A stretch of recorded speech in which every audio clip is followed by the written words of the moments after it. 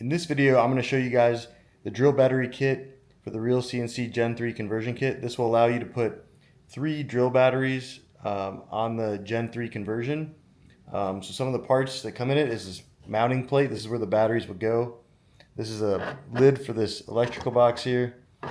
We have some screws to secure the lid. We have a connector that will connect directly to the Gen 3 connector. We have some bolts to mount this. There'll be some sticky pads for the battery adapters.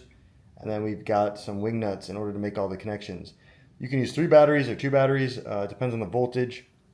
We're going to show you guys how to do 3 batteries in a little bit. The first thing I would suggest doing is taking your double-sided sticky pad that's included and sticking it onto your battery adapter. I would suggest sticking it as close to where the wires are as you can, reasonably, something like this. You'll see in a moment why we don't want to put the sticky piece in the front. If it looks like this, I think you'll be all right. The next step is take our base plate and our 4 bolts and install the base plate. So first thing we're going to do is take the wires from our Gen 3 conversion. There's a hole on the bottom of the base plate. We're just going to stick this connector through and pull the wires through. Now we're going to line up our plate where we want it. There's some slots on the 16-inch. There'll be a lot less room here, but it will fit. And we're simply going to take our bolts and put them in the holes, and then we're going to use a 3/16 Allen wrench to fasten this down.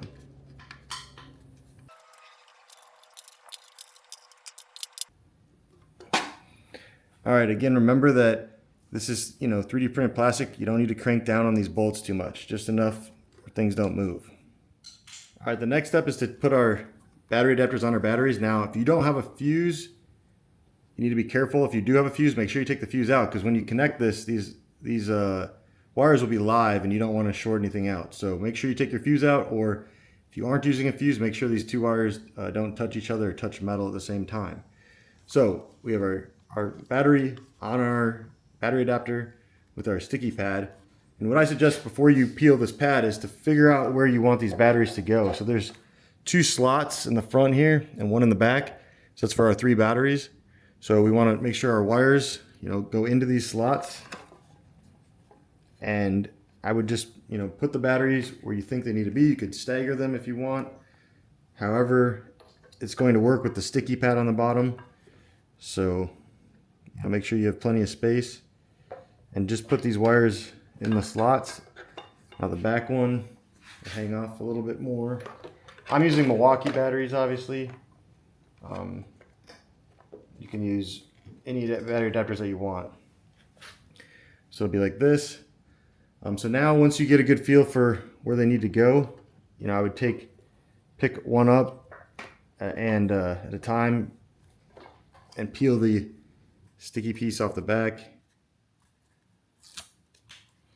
And I would probably put the wires in first, line things up,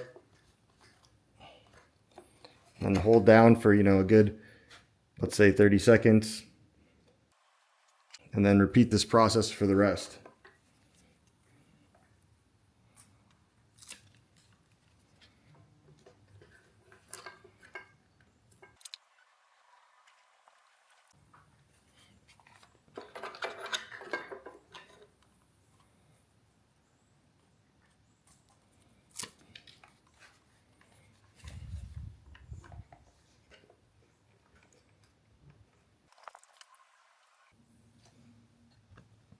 Just like that. Now we'll move on to the wiring. We need to wire these 3 batteries in series. They're each 18 volts. So we'll end up with 54 volts, which is higher than our 48 volts, but will still work. So in order to do this, if you know how to do series, this is very easy. Otherwise, I'll try and explain it. So we'll start with our connector coming out of the Gen 3 kit here. So we're going to use this connector to connect everything to it. So we can leave it disconnected for now. So my suggestion is on these first 2 batteries is we take the red wire from one of them. So let's say the red wire from this battery and the black wire from the other. And we connect those 2 to this connector. So we'll start with that. So we'll do red to red. Take our wire nut here. And we will connect red and red.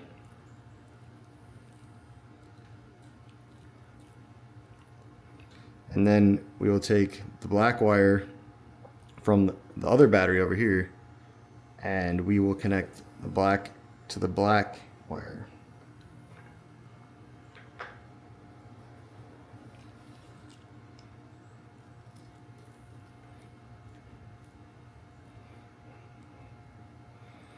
Now, everything else should be a black wire to a red wire. So if you take this black from this battery, you need to connect it to the red from this battery.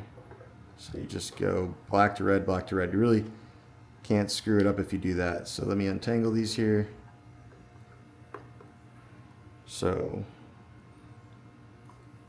I'm taking the black from this battery, red from this battery. And you probably should twist these a little bit.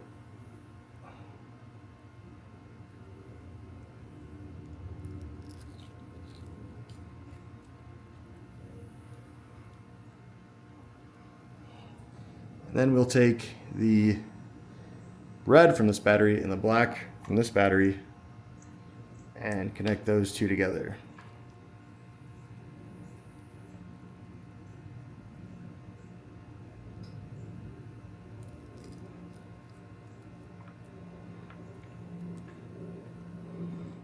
Okay, now I've put my 3 fuses in after wiring, and we can go over here and test this out.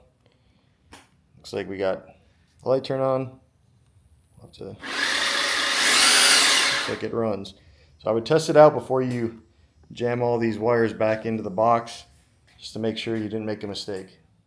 Okay, now that we got everything working, we need to tuck all these wires back into this box. We'll see in our final version, we might have a taller box for some more room. It's a little tricky. I suggest if you're good at cutting wires and stripping them, the more you cut off these wires, the easier this process will be, but I know that not everyone knows how to do that, so I will show you guys how to just take your time. There's really no right or wrong way here. Just try to condense everything without pulling the wires out of, the wire nuts. I think it's easier to get some of the stuff down here first and do the fuse boxes last, kind of push them down in here. Again, I think we kind of decided in our final version we might add a little more room. So I'm trying to get these fuse boxes in here first. And kind of tuck everything in here. Like I said, if you trim the wires, it will be much easier, but either way, I'll just get it in there. And then we're going to take our box and line up the two slots with the 2 battery side. I'm going to slide that over, make sure all of our wires are in. And then we're going to use a Phillips screwdriver to tighten the 4 screws down.